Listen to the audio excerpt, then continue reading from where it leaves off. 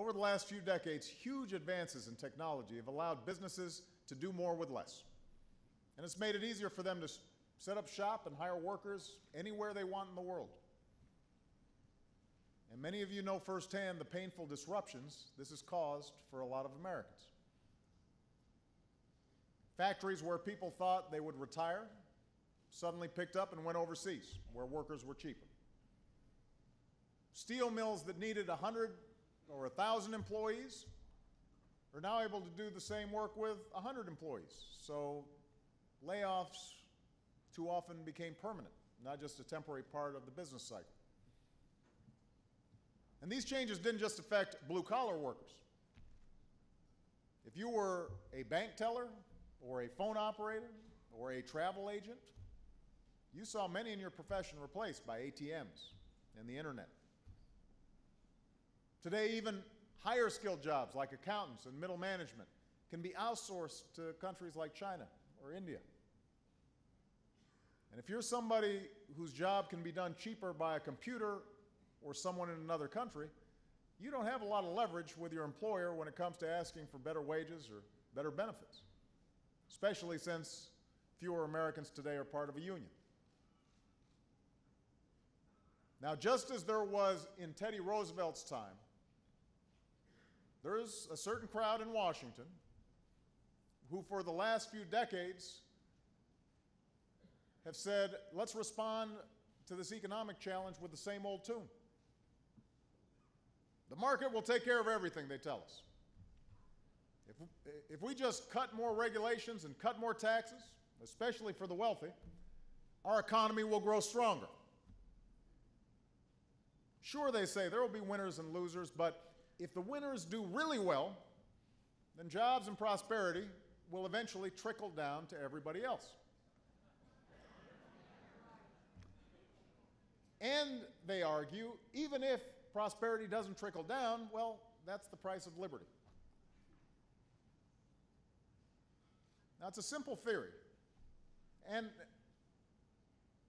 we have to admit, it's one that speaks to our rugged individualism and our healthy skepticism of too much government. That's in America's DNA.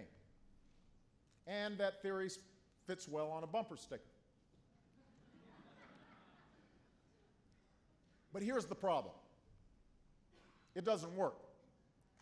It has never worked.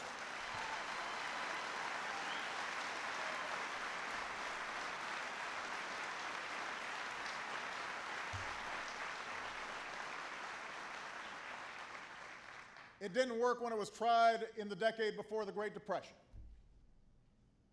It's not what led to the incredible post-war booms of the 50s and 60s.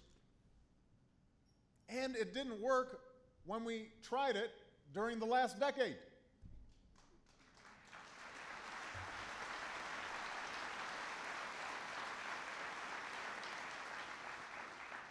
I mean, understand, it's not as if we haven't tried this theory. Remember in those years, in 2001 and 2003, Congress passed two of the most expensive tax cuts for the wealthy in history. And what did it get us? The slowest job growth in half a century. Massive deficits that have made it much harder to pay for the investments that built this country and provided the basic security that helped millions of Americans reach and stay in the middle class. Things like education and infrastructure, science and technology, Medicare and Social Security. Remember that in those same years, thanks to some of the same folks who are now running Congress, we had weak regulation, we had little oversight, and what did it get us?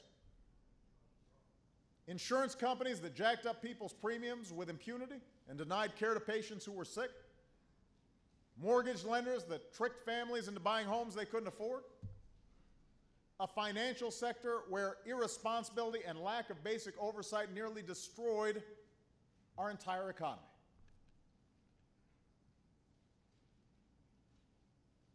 We simply cannot return to this brand of you're-on-your-own economics if we're serious about rebuilding the middle class in this country.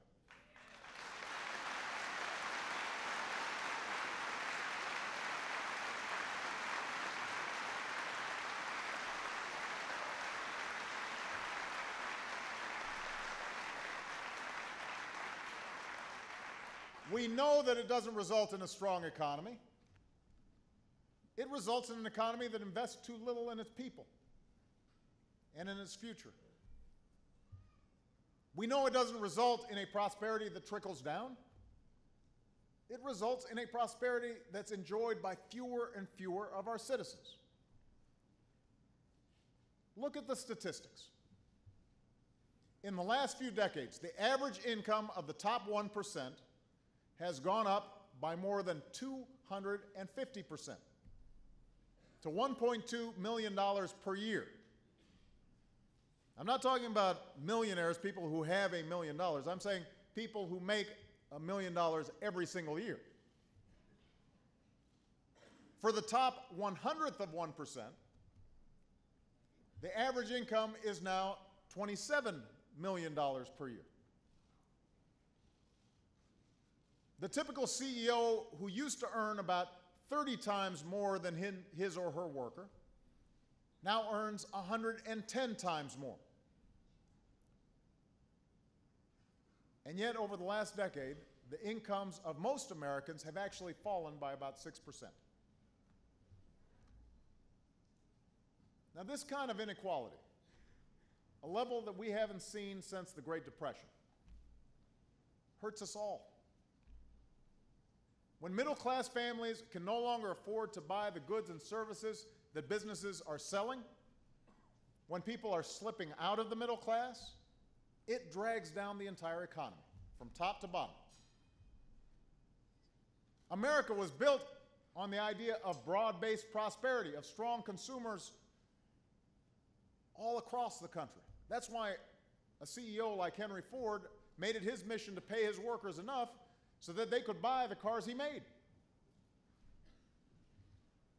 It's also why a recent study showed that countries with less inequality tend to have stronger and steadier economic growth over the long run.